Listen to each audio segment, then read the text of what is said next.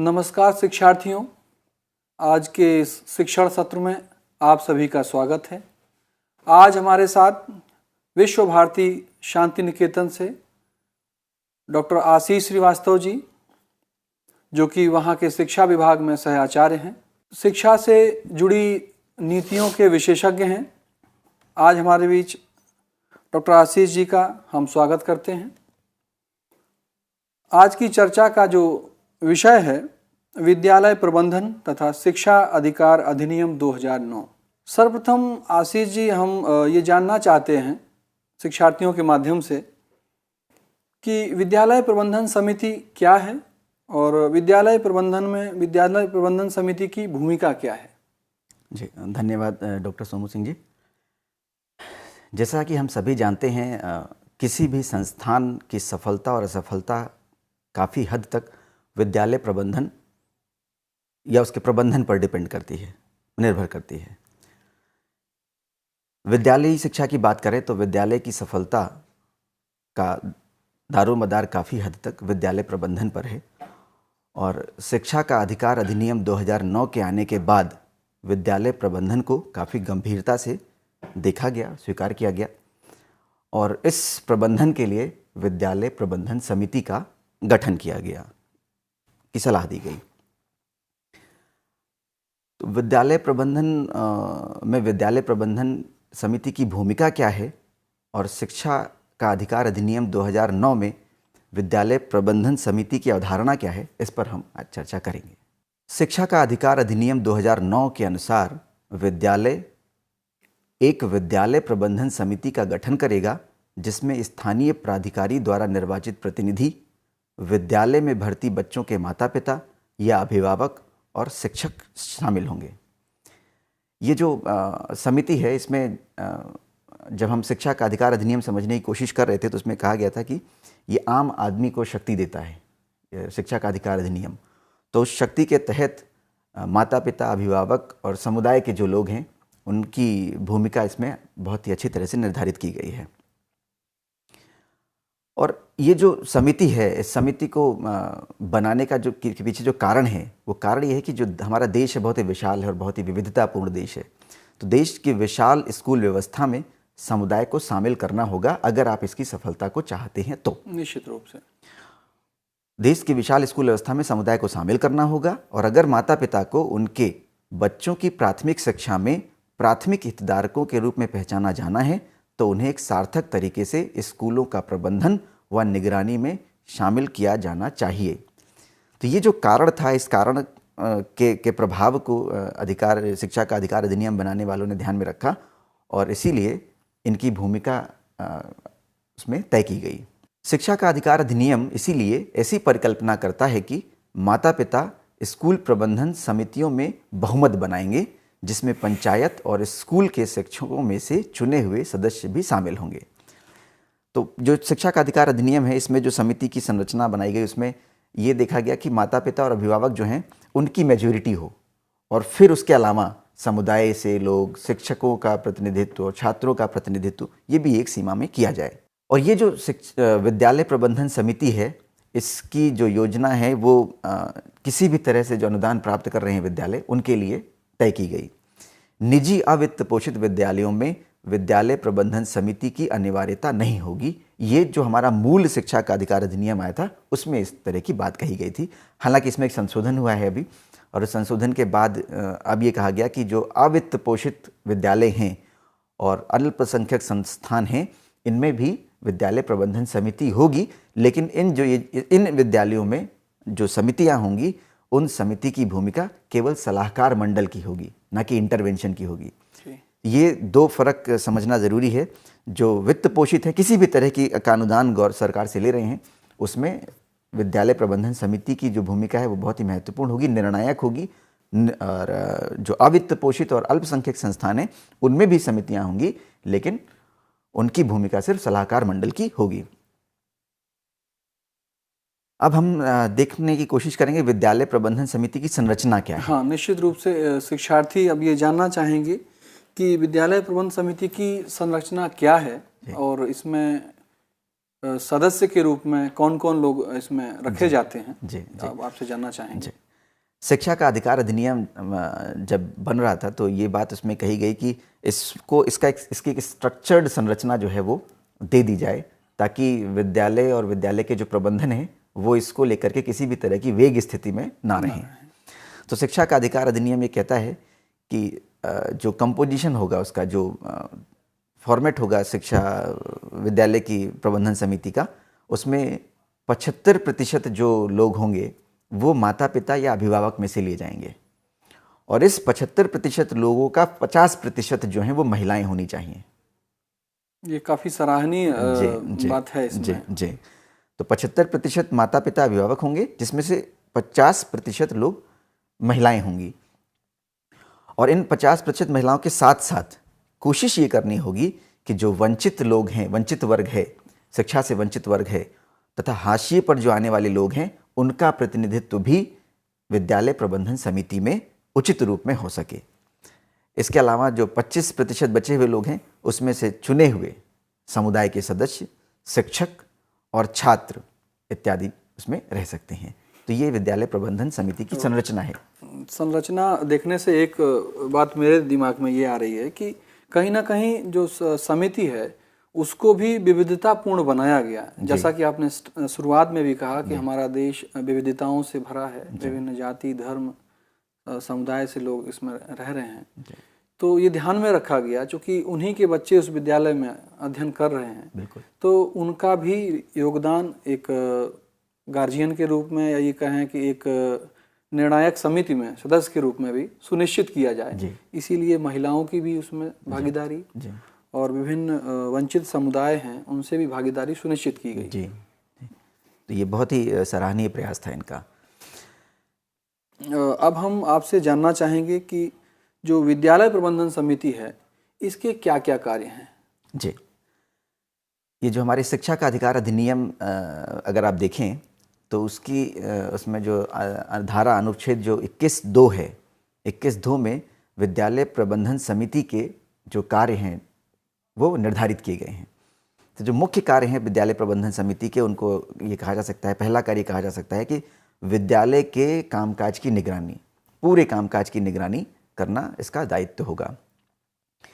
दूसरा ये कहा जा सकता है कि ये दूसरा बहुत ही महत्वपूर्ण है, विद्यालय विकास योजना तैयार करना और उसकी अनुशंसा करना। और ये जो विद्यालय विकास योजना है ये बहुत ही कॉम्प्रिहेंसिव योजना है, प्लानिंग है, और विद्यालय विकास योजना के तहत स्कूल प्रबंधन के लगभग सारे घटक इस योजना में आ जाते हैं।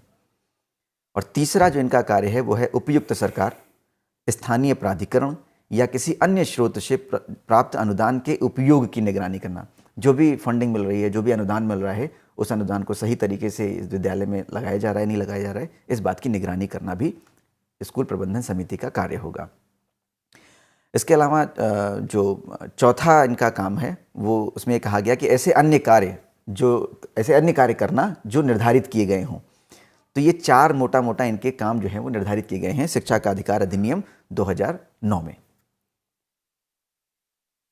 इसमें एक बात जो हमको समझ लेनी चाहिए वो ये है कि विद्यालय प्रबंधन समिति जो है वो बहुत सशक्त निकाय है, और सशक्त दो कारणों से बनता है ये। एक तो ये क्योंकि इसमें समाज के लगभग सभी वर्गों का प्रतिनिधित्व है, एक, और दूसरा इसको कानूनी अधिकार प्राप्त है।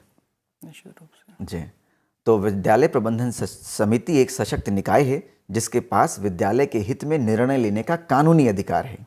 तो इसको विद्यालय प्रबंधन समिति की जो अनुशंसाएं हैं, जो इंटरवेंशंस हैं, उनको इग्नोर नहीं कर सकता। इसीलिए विद्यालय विकास योजना तैयार करने में विद्यालय प्रबंधन समिति की भूमिका अत्यंत महत्वपूर्ण है। और जैसा कि जानते हैं हम लोग कि जो हमारा जो इस विद्यालय विकास योजना है वो वित्तीय वर्ष के अंत से कम 3 महीने पहले तैयार करना होता है। और जैसा कि मैंने अभी कहा, विद्यालय विकास योजना स्कूल प्रबंधन से जुड़ा हुआ एक ऐसी योजना है जिसमें स्कूल प्रबंधन के लगभग सारे घटक उसमें शामिल हैं। अब जब मैं कह रहा हूँ संपूर्ण विद्यालय प्रबंधन, तो संपूर्ण विद्यालय प्रबंधन को हम ऐसे समझ सकते हैं, संपूर्ण विद्यालय प्रबंधन में हर तरह के संसाधनों का प्रबंधन, मानव संसाधन प्रबंधन, शिक्षक प्रबंधन शिक्षक प्रबंधन में आने वाली चुनौतियाँ, छात्र प्रबंधन, भौतिक संसाधनों का प्रबंधन इत्यादि में विद्यालय प्रबंधन समिति की भूमिका अत्यंत महत्वपूर्ण है। तो जैसे कि हम लोगों ने शुरुआत करी थी कि जो विद्यालय प्रबंधन है, इस विद्यालय प्रबंधन में विद्यालय प्रबंधन समिति का संपूर्ण योगदान विद्यालय प्रबंधन समिति का ही रहेगा। एक चीज़ पर हम लोग यहाँ ध्यान खींचना चाहेंगे अपने शिक्षार्थियों का। आपने चर्चा के दौरान कहा कि विद्यालय के कामकाज पर जी, तो विद्यालय का जो कामकाज है जी, वो पठन पाठन केंद्र में है जी, उसके साथ साथ कई योजनाएं संचालित हो रही हैं, जी जिसमें मध्याह्न भोजन योजना है, जी, जी, जी, और भी कई योजनाएं हैं। जी, तो क्या ये सभी को देखना, उनके बारे में सोचना जी, इस समिति के दायरे में बिल्कुल, आता बिल्कुल। है? तो इस स्कूल से, विद्यालय से जुड़े हुए जितने कार्य हैं, जितना भी कामकाज है, उन सब की निगरानी जो है वो विद्यालय प्रबंधन समिति के अधिकार क्षेत्र में आती है, जी, जिसमें पठन पाठन, मूल्यांकन, एडमिशन, हाँ ये भी जरूरी उनका है, रिटेंशन, नामांकन। जी, ये सारी चीज़ें उनकी अधिकार क्षेत्र में आती हैं। इसके अलावा भी विद्यालय प्रबंधन समिति का भिन्न भिन्न संसाधनों के प्रबंधन के अलावा कुछ निगरानी दायित्व भी हैं, अच्छा, और इन निगरानी दायित्व को समझना बहुत ज़रूरी है। कुछ जो महत्वपूर्ण दायित्व हैं वो यहाँ पर चर्चा उसकी की जाएगी। जैसे पहला दायित्व ये कहा जा सकता है कि बच्चों के नामांकन और उपस्थिति को सुनिश्चित करना, विशेष रूप से विद्यालय में वंचित समूहों और कमजोर वर्गों के सभी बच्चों का। तो विद्यालय प्रबंधन समिति को स्कूल के अलावा, विद्यालय के अलावा उनको समाज में भी जाना है, उनको समुदाय में भी जाना है, और वहाँ से ये देखना है, ये इंश्योर करना है, उनकी ये ड्यूटी है, उनको इंश्योर करना है कि कोई भी बच्चा बिना नामांकन के उस समुदाय में, उस समाज में ना हो। और इसको करने की जो प्रोसेस में उस समुदाय के जो वंचित समूह हैं और जो कमज़ोर वर्ग हैं, उसके सभी बच्चों को विद्यालय में लेकर के आने का दायित्व भी विद्यालय प्रबंधन इसका समिति। तात्पर्य यह है कि जब इस समिति की बैठक होती होगी जी, तो सदस्यों के बीच ये चिंता का विषय रहता होगा कि आखिर नामांकन क्यों कम है, जी, इसके कारण खोजे जाएं। हम जा कर के गांव में बाकी गांव के जो और सदस्य हैं उनसे मिल करके जाने कि भाई बच्चों को विद्यालय क्यों नहीं भेज रहे हैं। बिल्कुल। तो कुछ इस तरह की चर्चाएं होती होंगी जी, जी, उस समिति में। जी। और मुझे लगता है कि यही एक कारण है, जो हमारे योजनाकार थे उन्होंने विद्यालय प्रबंधन समिति का प्रारूप ऐसा ही रखा कि उसमें जो बहुमत है वो माता पिता और अभिभावक बनाएंगे, जी, ताकि जो भी समस्याएं हैं समुदाय की वो उनके माध्यम से विद्यालय में पहुंच पाएं। इसके अलावा एक और दायित्व है जिसमें कहा जाता है कि शिक्षा का अधिकार अधिनियम के अंतर्गत विद्यालय प्रबंधन समिति को यह सुनिश्चित करना है कि वंचित समूहों और कमजोर वर्गों से संबंधित बच्चों के साथ भेदभाव न किया जा सके। महत्वपूर्ण सुझाव है। जी, जी। और प्राथमिक शिक्षा प्राप्त करने और उन्हें पूरा करने से न रोका जा सके। तो उनका नामांकन करना और नामांकन करने के बाद उनके साथ किस तरह का बर्ताव स्कूल विद्यालय में हो रहा है, किसी तरह का भेदभाव नहीं हो रहा है, इन सारी बातों की निगरानी भी विद्यालय प्रबंधन समिति के अधिकार क्षेत्र में आती है। सिर्फ इतना ही नहीं, विद्यालय प्रबंधन समिति को ये भी तय करना है कि जो कमजोर वर्ग और वंचित वर्ग के बच्चों के साथ अन्य बच्चे, सारे बच्चे, विशेष करके वंचित वर्गों के बच्चे और कमजोर वर्गों के बच्चे जो आ रहे हैं वो प्राथमिक शिक्षा पूरी करके जाएं, उनको बीच में किसी भी तरह का व्यवधान ना आने पाए। निश्चित रूप से जो भेदभाव के प्रकार हम देखते हैं वो जाति के आधार पर, धर्म के आधार पर, जेंडर के आधार पर, भाषा के आधार पर या स्थान विशेष के आधार पर, उन सब के प्रभाव से मुक्त हुए हमको उनको शिक्षा प्रदान करनी है। बिल्कुल, बिल्कुल सही कह रहे हैं। अगला जो महत्वपूर्ण बिंदु है विद्यालय प्रबंधन समिति की निगरानी के लिए वो ये है कि ये निगरानी करना कि शिक्षा का अधिकार अधिनियम 2009 के अनुच्छेद 4 के अनुसार सभी गैर नामांकित तथा विद्यालय छोड़ने वाले बच्चों को विद्यालय में उम्र उपयुक्त प्रवेश के लिए विशेष प्रशिक्षण की सुविधा प्रदान की जाती हो। ये बहुत बड़ा एक मतलब इस व्यक्तिगत रूप से मैं इसको बहुत महत्वपूर्ण मानता हूँ, क्योंकि बहुत सारे समाज के बहुत सारे वर्गों में किसी न किसी कारण से जो शिक्षा प्राप्त करने से वंचित रह गए हैं या किसी कारण से ड्रॉप आउट हो गए हैं, तो उनको वापस स्कूल में लाएं, न सिर्फ स्कूल में लाएं बल्कि उनको उम्र उपयुक्त प्रवेश यानी एज अप्रोप्रिएट क्लास में उनको भेजें। और जब उनको उम्र उपयुक्त कक्षा में भेजें तो उस समय ये तय करें कि उनको उस कक्षा में सरवाइव करने के लिए उनको एक विशेष प्रशिक्षण की जो ज़रूरत है वो प्रदान की जाए, उसको इंश्योर करे विद्यालय, ताकि वो जो अधिगम में वो सारे अन्य बच्चों के साथ एट पार आ सकें। उसको हम लोग इस तरह से भी अगर कहें कि उनको फिर से मुख्य धारा में जोड़ने के लिए जो उनकी आवश्यकता है, शैक्षिक आवश्यकता है, उसके अनुरूप कार्यक्रम आयोजित करें और उनको जोड़ें। जी बिल्कुल बिल्कुल बिल्कुल। इसके अलावा एक और जो महत्वपूर्ण बिंदु है वो ये है कि प्राथमिक शिक्षा में विकलांग बच्चों की पहचान, नामांकन और भागीदारी की निगरानी करना और ये सुनिश्चित करना कि उनकी शिक्षा के लिए सुविधाएं प्रदान की जाती हों। तो इसमें पहचान के साथ साथ पहले तो उनको समुदाय में जाना है, समाज में जाना है, उनकी पहचान करना है। पहचान करने के बाद उनको विद्यालय में लेकर के आना है और उनका नामांकन कराना है। और सिर्फ यहीं तक बात नहीं रुकती है, नामांकन के बाद उन बच्चों की भागीदारी भी सुनिश्चित करना है उस विद्यालय में। और ये भागीदारी सुनिश्चित करने के लिए उनको ये देखना है कि चूँकि वो विकलांग बच्चे हैं, उनके लिए जो सुविधाएं हैं वो विद्यालय प्रदान कर पा रहा है या नहीं, और ये सुविधाएं उनको प्रदान की जाए, तभी उनकी भागीदारी सुनिश्चित की जा सकेगी। उन सुविधाओं में हम कह सकते हैं कि जो आधारभूत संरचना है, बिल्कुल जी हाँ, वो उसकी एक्सेसिबिलिटी ऐसी बनाई जाए कि वो सब पहुंच में हो, कक्षाएं, उनका प्रवेश द्वार वगैरह जी। और जहाँ तक शैक्षणिक और पाठ सहगामी क्रियाएं हैं, उनका आयोजन भी ऐसा हो कि उसमें भी वो महसूस कर सकें कि वो भागीदारी कर पा रहे हैं जी। तो ये जो इंक्लूसिव की हम बात करते हैं, समावेशी शिक्षा की, उसका एक रूप उसमें प्रतिबिंबित हो। बिल्कुल बिल्कुल बिल्कुल बिल्कुल। इसके अलावा जो विद्यालय प्रबंधन समिति का काम है वो ये है कि ये सुनिश्चित करना कि शिक्षा का अधिकार अधिनियम के तहत बाल अधिकार, जो भी बच्चों के अधिकार हैं, वो बाल अधिकार विशेष रूप से शारीरिक और मानसिक उत्पीड़न, किसी भी तरह का उत्पीड़न जो है वो बच्चे का ना होने पाए। निष्कासन पर रोक लगाने के संबंध में अधिकार, निष्कासित नहीं किया जा सकता बच्चा, और वो उसका अधिकार है, अब शिक्षा उसका अधिकार है। किसी भी समय प्रवेश का प्रावधान, राउंड द ईयर अगर उसको एडमिशन है तो उसको देना है। ये भी महत्वपूर्ण है, ये बहुत महत्वपूर्ण है। अंतिम तिथि नहीं है जी, अंतिम तिथि नहीं है, नहीं जा सकते। हाँ। तो ये जो बातें कही मैंने कि जो उनके बाल अधिकार हैं, विशेष रूप से शारीरिक और मानसिक उत्पीड़न, निष्कासन पर रोक, किसी भी समय प्रवेश का प्रावधान, तो विद्यालय प्रबंधन समिति का ये दायित्व है कि वो ये सुनिश्चित करे कि ये सारे जो बिंदु हैं इनका यथार्थता के साथ पालन किया जा रहा है। इसके अलावा जो ड्रेस, वर्दी है, पाठ्य पुस्तकें हैं, मध्याह्न भोजन है आदि को समय पर प्रदान किया जाता है कि नहीं, ये भी देखना, इसकी भी निगरानी करना उनका दायित्व है।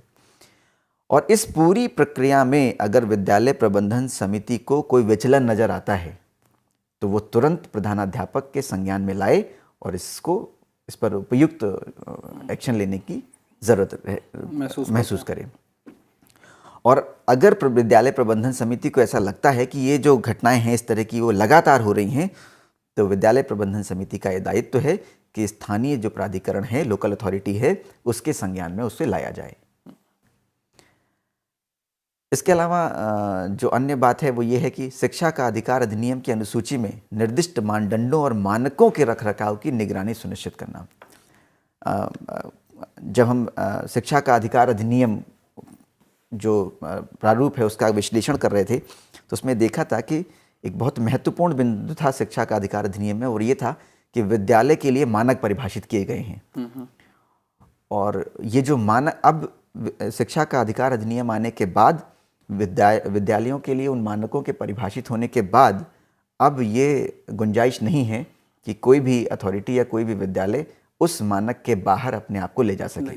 तो उससे एक बड़ा फायदा ये हुआ कि एक अनुरूपता जो है वो पूरे देश में आने की संभावना हुई।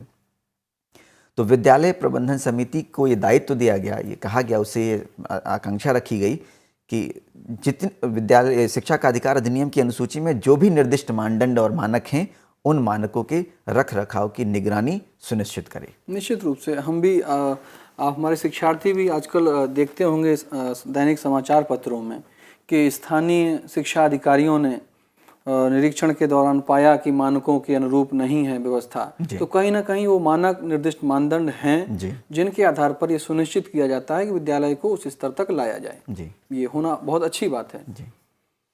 बिल्कुल बिल्कुल सही कह रहे हैं।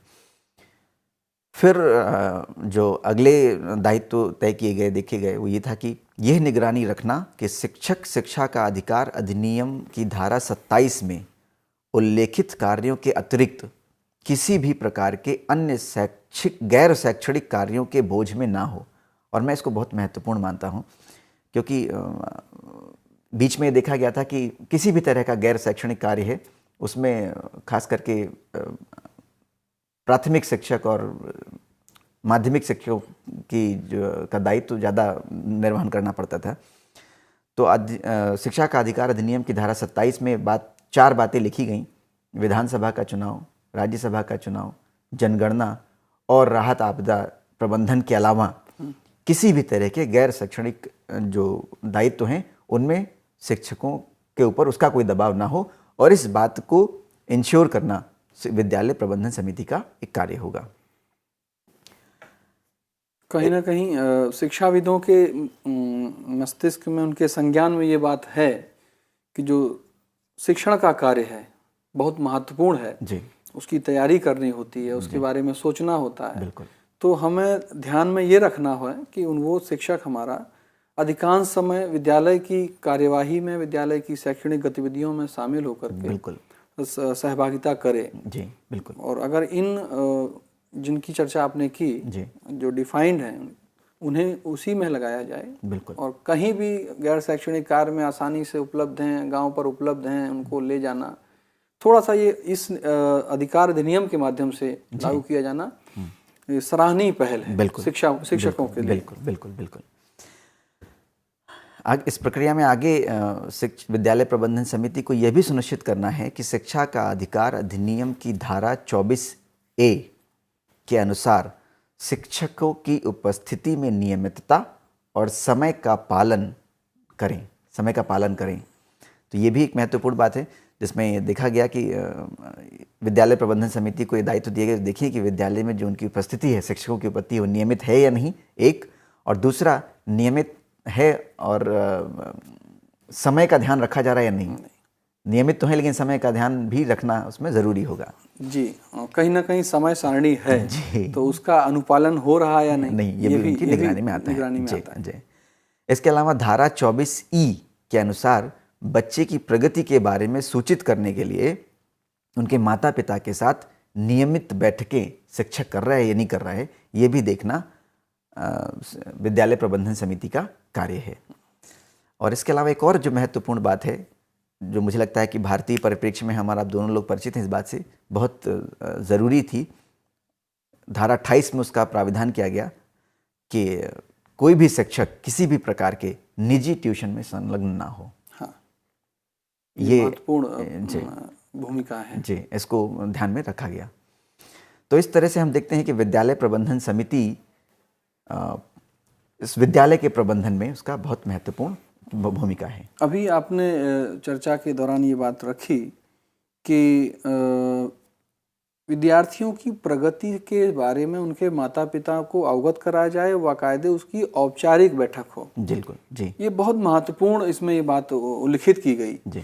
क्योंकि होता ये है कि माता पिता ने विद्यालय में विद्यार्थियों को भेजा जी, उनका रिजल्ट आया, उनको लेकर के वो घर आ गया जी। उस परिणाम पर कभी चर्चा शिक्षक और अभिभावक के बीच में औपचारिक रूप से नहीं हुई। बिल्कुल। तो ये प्रावधान करना कि परिणाम आने के बाद एक बार विद्यालय पहुंचना है अभिभावक को, और शिक्षक से चर्चा होगी कि हाँ, बच्चे की ये शैक्षिक प्रगति है जी, और आखिर इस विषय में थोड़ा और आपको मेहनत करना है, हमने इस तरीके से ये घर पर, तो ये जो माहौल बनेगा जी, तो औपचारिक रूप से विद्यालय प्रबंधन समिति देख रही है निगरानी, लेकिन वो भी गांव के ही लोग हैं जी, तो उनको लगेगा कि जब गांव के ही लोग इतना चिंतित हैं जी, तो हम भी अपने बच्चे की शैक्षिक प्रगति पर एक निगाह रखें। बिल्कुल।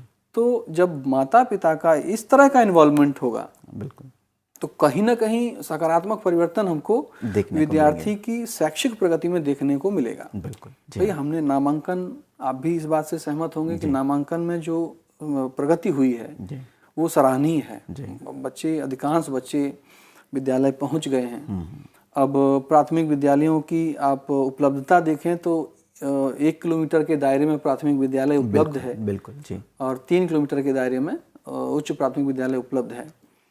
तो बहुत ही महत्वपूर्ण जिम्मेदारी विद्यालय प्रबंधन समिति पर दी गई है। इनफैक्ट पूरी विद्यालय प्रबंधन की पूरी सफलता, विद्यालय की पूरी सफलता जो है वो विद्यालय प्रबंधन समिति पर ही मैं एक तरह से इसको देखता हूँ। जी।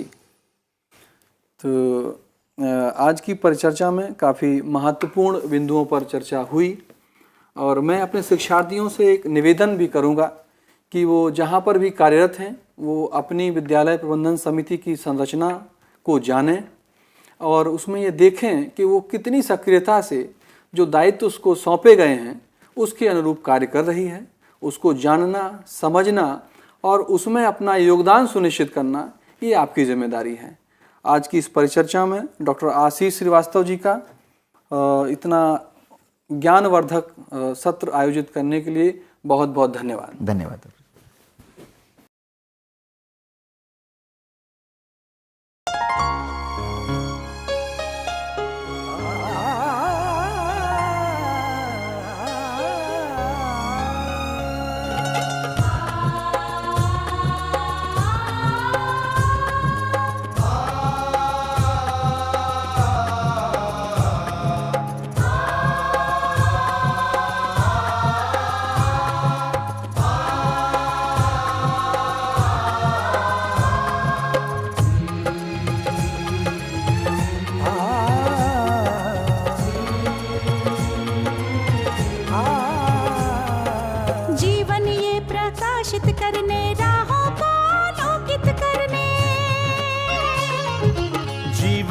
प्रकाशित करने, राहों को आलोकित करने, हम अपना दीपक स्वयं बने, हम अपना रास्ता स्वयं चुने। हम अपना दीपक स्वयं बने, हम अपना रास्ता स्वयं चुने। जीवन ये प्रकाशित करने, राहों को आलोकित करने।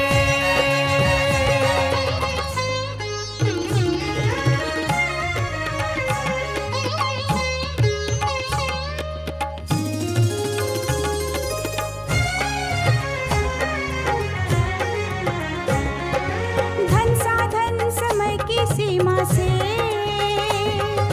विद्यालय जो मुक्त हो, धन साधन समय की सीमा से विद्यालय जो मुक्त हो। कभी पढ़े हम कहीं पढ़े, वे विषय की लोच से युक्त हो।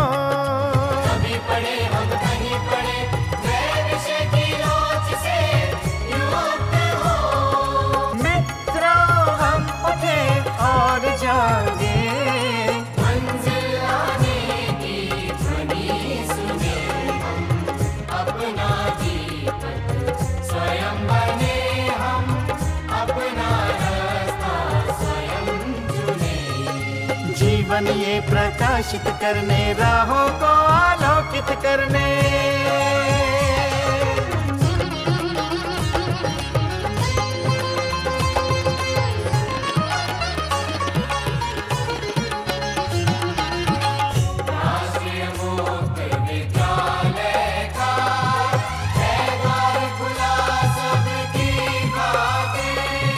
शिक्षा परीक्षा का अवसर एक बार ही क्यों मिलता फिर।